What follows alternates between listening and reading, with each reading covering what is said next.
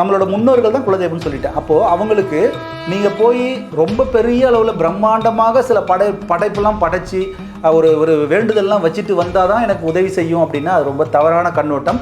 நான் உன்னோட பேரன் வந்திருக்கேன், நான் உன் மகன் வந்திருக்கேன் அப்படின்னு நீங்கள் ஏதாவது ஒரு விஷயத்த சொல்லி எனக்கு நீ என்னென்னலாம் கொடுக்கணும்னு ஆசைப்படுறியோ, எப்போ கொடுக்கணும்னு ஆசைப்படுறியோ கொடு, எனக்கு ஆசீர்வாதம் மட்டும் செய் என்று ஆசீர்வாதம் மட்டும் பெற்று வந்துவிட்டால் கண்டிப்பாக குலதெய்வம் கோள்கள் செய்யாததை கூட உங்களுக்கு செய்யும். குலதெய்வம் தான் உங்கள் ஆற்றல், குலதெய்வம் தான் உங்களுடைய செழிப்பு, குலதெய்வம் தான் உங்களுடைய வளர்ச்சி, எல்லாமே குலதெய்வம் தான். அப்போது அந்த படத்தை நீங்கள் சின்னதாக வச்சுருக்கீங்களா, அதுதான் மிகப்பெரிய தவறு. குலதெய்வத்துக்கு நம்ம மேலே கோச்சிக்கிட்டு இருந்துச்சுன்னா, நீங்கள் முருகன் அனுப்புறதா இருந்தாலும், பெருமாள் அனுப்புறதா இருந்தாலும், சிவன் அனுப்புறதா இருந்தாலும், அம்மன் அனுப்புறதா இருந்தாலும் உங்களை வந்து சேராது. நீங்கள் ஏதாவது பூஜை பண்ணுற பழக்கம் இருந்துச்சுன்னா முதல் குலதெய்வத்துக்கு பூஜை பண்ணிட்டு தான் அடுத்த தெய்வத்துக்கு போகணும். இந்த மெத்தடை கொஞ்சம் ஃபாலோ பண்ண ஆரம்பிச்சிங்கன்னா அவங்களோட நினைவு வர ஆரம்பிச்சிடும். அவங்களோட நினைப்பு வர ஆரம்பிச்சிச்சுன்னா அந்த ஆன்மாவுக்கு நம்ம அவங்கள நினைக்கிறோம்.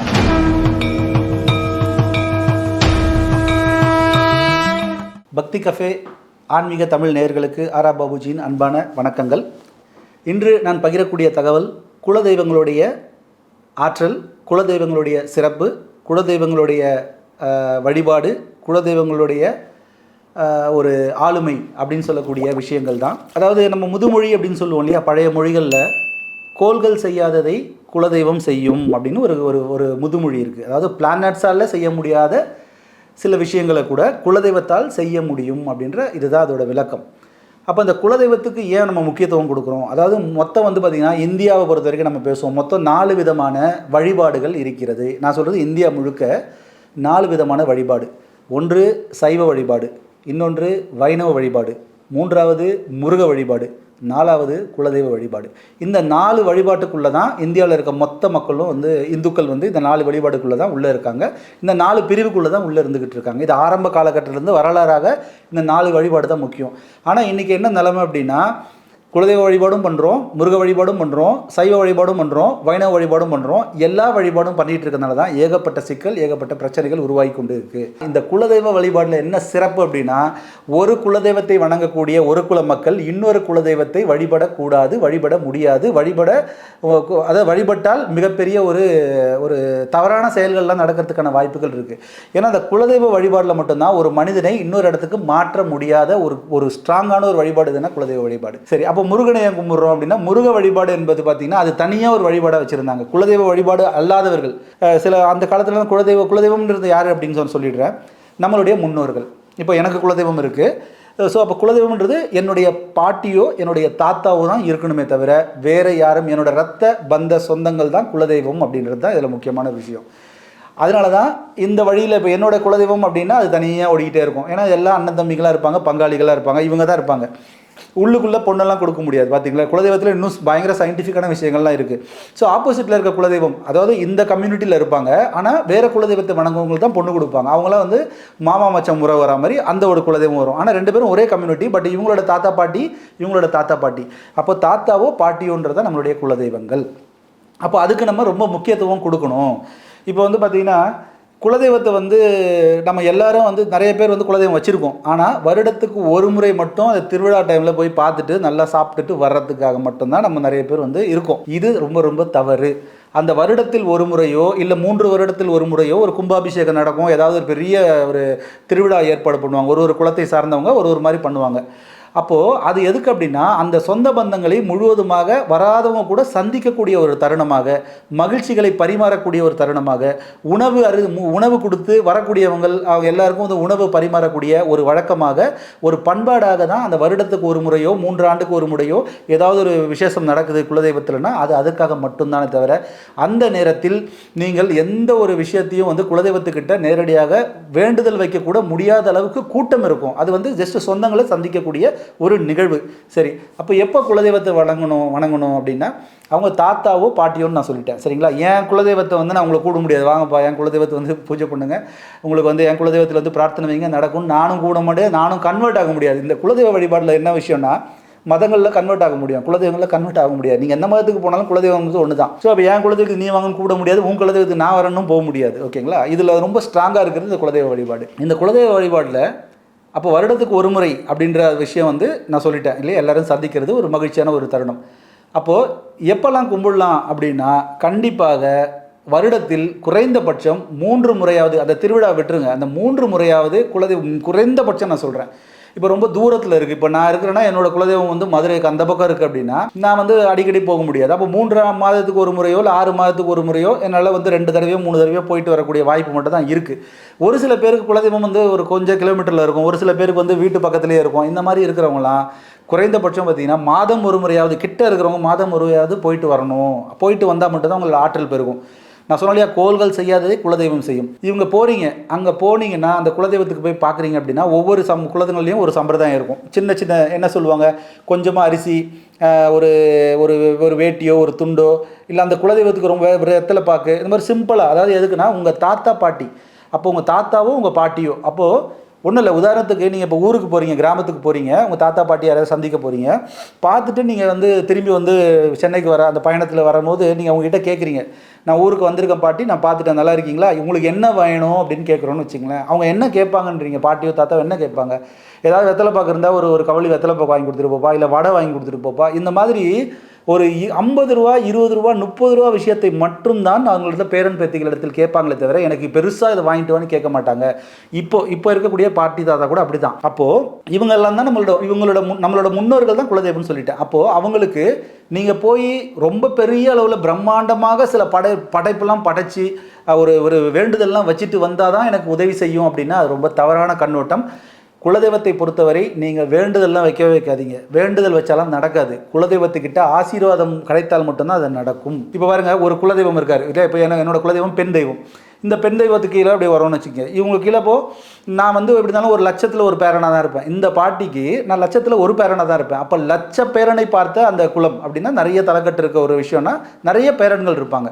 இப்போ நான் மட்டும் போய் நான் நல்ல பணம் வச்சுருக்கேன், அதை வச்சுருக்கேன்னு சொல்லிட்டு நல்லா குலதெய்வத்துக்கு அந்த பாட்டிக்கு வந்து எல்லாம் நல்லா எல்லாமே பக்காவாக பண்ணி நகை கோல்டு என்ன நடக்குமோ அது எல்லாத்தையும் பண்ணி நாங்கள் வந்து எனக்கு இந்த விஷயத்தை பண்ணி கொடு, எனக்கு இந்த விஷயத்தில் எனக்கு வீட்டில் வீடு கட்டணும், எனக்கு ஹெல்ப் பண்ணு, இதை பண்ணணும் ஹெல்ப் பண்ணணும் அப்படின்னு நீங்கள் எடுத்துகிட்டு போய் வச்சிங்கன்னா கண்டிப்பாக அந்த பாட்டி உங்கள் மீது கோபம் தான் ஏற்படும். இந்த ஏதாவது அந்த மாதிரி ஒரு பேரன் இல்லை, பேரன்னு பார்த்துச்சுன்னா பாட்டி எல்லாரும் பேரன் தான். இவன் வந்து பணக்காரனாக இருக்கான், இவன் தான் நல்ல பேரன், ஏழையாக இருக்கான், இவன் ரெண்டாவது பேரன் அப்படிலாம் பார்க்க மாட்டாங்க. அவங்களோட மனநிலை அப்படி கிடையாது. எந்த பாட்டியும் தாத்தாவும் அப்படி பார்க்க மாட்டாங்க. அவங்களுக்கு பிடித்து இருக்கா அந்த பேரனுடைய குணாதிசயங்கள், இந்த பேரனுடைய நடவடிக்கைகள் எப்படி இருக்குன்னு தான் ஒரு பாட்டியும் தாத்தாவும் பார்ப்பாங்க. அதன்படி திருத்தறதுக்கு தான் முயற்சிப்பாங்க. அப்போ நம்மளை குலதெய்வம் வந்து பாட்டி தாத்தா. அப்போது நீங்கள் வேண்டுதல் வைத்தால் நடக்காது. நீங்கள் ஆசீர்வாதம் பெற்றுக்கொண்டால் கண்டிப்பாக நீங்கள் எதையும் எடுத்துகிட்டு வேணாம். ஒரு 50 ரூபாய்க்கு அவங்களுக்கு தேவை பிடிச்சதை வாங்கிட்டு போய் வச்சுட்டு, நான் சொல்கிறது இந்த 3 மாதத்தில் ஒரு தடவைலாம் போகிறீங்களா, போகும்போது ஒரு 50 ரூபா 100 ரூபாய்க்கு என்ன வேணுமோ அது மாதிரி வந்து வாங்கிட்டு சிம்பிளாக போயிட்டு வச்சுட்டு ஆசீர்வாதம், அதாவது நான் வந்து உன்னோட பேரன் வந்திருக்கேன், நான் உன் மகன் வந்திருக்கேன் அப்படின்னு நீங்கள் ஏதாவது ஒரு விஷயத்த சொல்லி எனக்கு நீ என்னென்னலாம் கொடுக்கணும்னு ஆசைப்படுறியோ, எப்போ கொடுக்கணும்னு ஆசைப்படுறியோ கொடு, எனக்கு ஆசீர்வாதம் மட்டும் செய் என்று ஆசீர்வாதம் மட்டும் பெற்று வந்துவிட்டால் கண்டிப்பாக குலதெய்வம் கோள்கள் செய்யாததை கூட உங்களுக்கு செய்யும், நல்ல விஷயங்கள்லாம் செய்யும். அப்படி இல்லை நான் வேண்டுதல் அப்படின்னு சொல்லிட்டு நீங்கள் வச்சு ஏதாவது எக்ஸ்ட்ராவாக படைச்சி என்னென்னோ பண்ணிட்டு வந்தீங்கன்னா கன்சிடரே பண்ணாது, யோசிக்காது. அதாவது என்னென்னா சமமாக தான் பார்க்குமே தவிர உங்களுக்கு எந்த நிகழ்வும் நடக்காது. இது வந்து நீங்கள் பார்க்குறவங்க அனுபவ ரீதியாக வந்து உணர்ந்து பாருங்கள், இதெல்லாம் நடந்திருக்கும். சரிங்களா? ஸோ அப்போது இந்த குலதெய்வம் என்பது குலத்துக்கான மூத்தவங்க பாட்டி தாத்தா, அவங்களுக்கு என்ன விருப்பம்னு தெரிஞ்சு அவங்க எதை விரும்புவாங்களோ அதை மைத்தும் வைத்து ஆசீர்வாதம் வாங்கி கொண்டு வந்தால் மிக சிறப்பான ஆற்றலை நம்ம வந்து பெற முடியும். இதில் இன்னொரு விஷயம் இருக்குது. இப்போ வந்து நீங்கள் குலதெய்வத்தோட ஃபோட்டோ இருக்கு இல்லையா, இப்போது எல்லார் வீட்லேயும் எல்லா படமும் இருக்கும். முருகன் படம், விநாயகர் படம், லக்ஷ்மி படம், எல்லா படமும் இருக்கும் பூஜை ரூமில். குலதெய்வம் படம் எங்கன்னு போய் தேடணும்னு வச்சுங்களேன், எங்கேயாவது ஒரு சின்னதாக ஒரு கார்டில் ஒரு சின்னதாக எவ்வளோ தான் இருக்கும், எங்கேயாவது ஒரு ஓரமாக அதுவும் ஏதாவது ஒரு படத்தோடு சேர்த்து சொருகி வச்சுருப்பாங்க, இல்லைனா தனியாக ஒரு ஃப்ரேம் போட்டு சின்னதாக இவ்வளோ தான் இருக்கும். தேடணும் எங்கம்மா இருக்குது, இதுதான் என் குலதெய்வம்னு சொல்லுவாங்க. அப்போது இது பாருங்கள், நல்லா வச்சு பாருங்கள், குலதெய்வம் தான் உங்கள் ஆற்றல், குலதெய்வம் தான் உங்களுடைய செழிப்பு, குலதெய்வம் தான் உங்களுடைய வளர்ச்சி, எல்லாமே குலதெய்வம் தான். அப்போது அந்த படத்தை நீங்கள் சின்னதாக வச்சுருக்கீங்களா, அதுதான் மிகப்பெரிய தவறு. இந்த குலதெய்வம் ஓகே சொன்னால் தான் உங்களுக்கு எல்லா பலனும் கிடைக்கும். சப்போஸ் நீங்கள் வந்து சிவனை போய் வழிபடுறீங்க, இல்லை பெருமாளை வழிபடுறீங்க, இல்லை அம்மனை வழிபடுறீங்க, இல்லை முருகனை வழிபடுறீங்க, இல்லை விநாயகரை வழிபடுறீங்க, போறீங்க ஏதோ ஒன்று கேட்குறீங்கன்னு வச்சுக்கோங்க, அங்கே போய் வேண்டுதல் வைக்கிறீங்க, எனக்கு வந்து இந்த காரியம் நடக்கணும், எனக்கு இவ்வளோ பணம் வரணும், நான் வீடு கட்டணும், எனக்கு திருமணம் நடக்கணும், அங்கே போய் வேண்டுதல் வைக்கிறீங்க.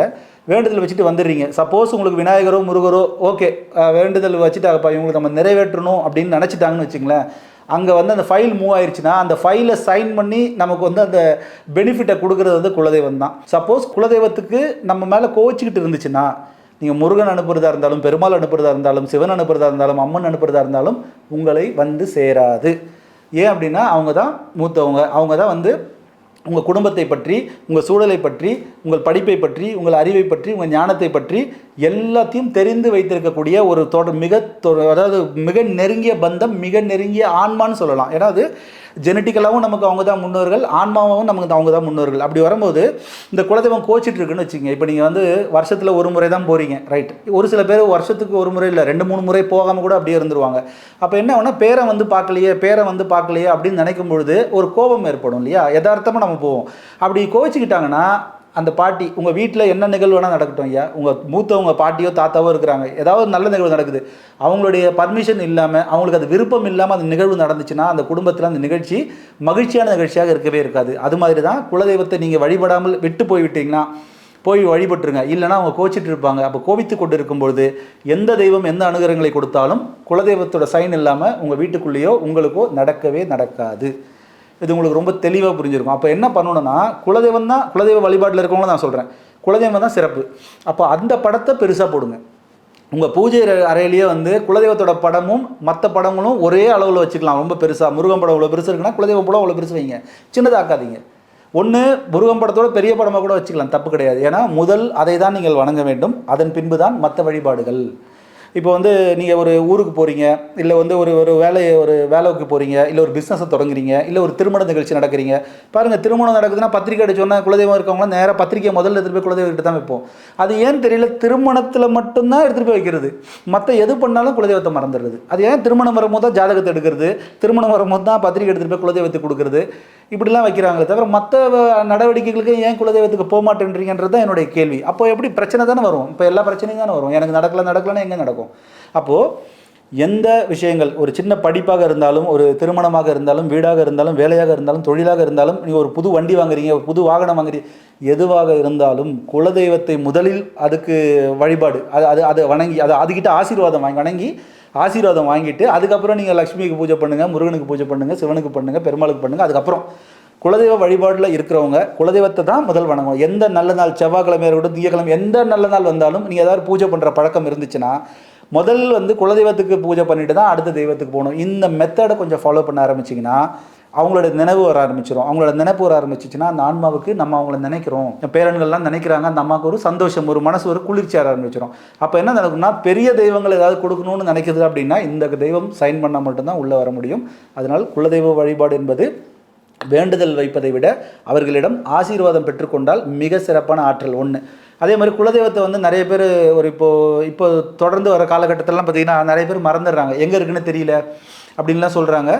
இல்லை இப்போ போகிறதே இல்லைங்க, எனக்கு பையனுக்கு பழக்கப்படுத்தணும், என் பேரன்களுக்கெலாம் அதை பழக்கப்படுத்தாமல் விட்டுட்டோங்க அப்படின்னு சொல்கிறவங்களா இருந்தால் தயவு செய்து குலதெய்வ போட்டோவை பெருசாக வச்சு இவங்க தான் உன்னுடைய பாட்டி, இவங்க தான் உன்னுடைய தாத்தா என்று குலதெய்வத்தை அந்த பேரை சொல்லி இவங்கள முதல் வணங்கிக்கோ, இவங்கள பார்த்துக்கோ அப்படின்னு நீங்கள் வந்து இப்போ இருக்கக்கூடிய ஜென்ரேஷனில் இருக்க குழந்தைங்களுக்கு அந்த பயிற்சியை கொடுக்க குலதெய்வத்தின் மீது நம்பிக்கை அதிகமாக ஆரம்பிச்சிடும். அவன் நினைக்க ஆரம்பிக்கும் போது அவனுக்கு எல்லா மாற்றங்களும் நடக்கும். அதனால் நிறைய பேர் தொலைச்சிடுறீங்க. தயவுசெய்து உங்கள் தாத்தா பாட்டியை தொலைச்சிடாதீங்க. அது எங்கே இருந்தாலும் அந்த இடத்த போயிட்டு எங்கேயாவது எப்படியாவது அதை வந்து கண்டுபிடிச்சி கண்டிப்பாக போயிடலாம். அப்படி போய் நீங்கள் வந்து அதை பராமரிக்க ஆரம்பிச்சிருங்க. இனி வந்து வருஷத்துக்கு ஒரு முறை போயிட்டுருக்கவங்க 3 முறை போங்க, 5 முறை போங்க, 6 முறை போங்க. இல்லை வெளிநாட்டில் இருக்கவங்க வர முடியல அப்படின்னா தயவுசெய்து அவங்களோட தாய்நாட்டுக்கு வந்தீங்கன்னா கண்டிப்பாக குலதெய்வ கோயிலை வந்து விசிட் பண்ணிட்டு வந்துடுங்க. இந்த மாதிரி விஷயங்களில் பண்ணிங்கன்னா உங்கள் தாத்தா பாட்டியோட ஸ்நேகம் அதிகமாகும், அந்த பந்தம் ஆன்ம பந்தம் அதிகமாகும். அப்போது நீங்கள் நினைக்கக்கூடிய காரியங்கள், நம்ம எதை சாப்பிட்டால் பித்தம் தெளியும், அதாவது எந்த பிரச்சனை எங்கே போனால் எந்த பிரச்சனைக்கு தீர்வு கொடுக்கணும்னு நம்ம ஓடிக்கிட்டு இருக்கோம், எல்லா பக்கமும் ஓடுறோம். ஆனால் முக்கியமான சில விஷயங்கள்லாம் இருக்குது. என்னுடைய முன்னாடி வீடியோலாம் பார்த்துருப்பீங்க, இல்லைனாலும் பாருங்கள். எல்லா தகவலும் எளிமையாக யதார்த்தமாக, அதாவது என்னென்னா நடைமுறைக்கு ஏற்ற மாதிரி தான் அந்த தெளிவாக தான் சொல்லியிருப்பேன். அப்போது அதில் மிக முக்கிய விஷயம் வந்து இந்த குலதெய்வ வழிபாடு. குலதெய்வம் இருக்கிறவங்களுக்கு நான் சொல்லிடுறேன்.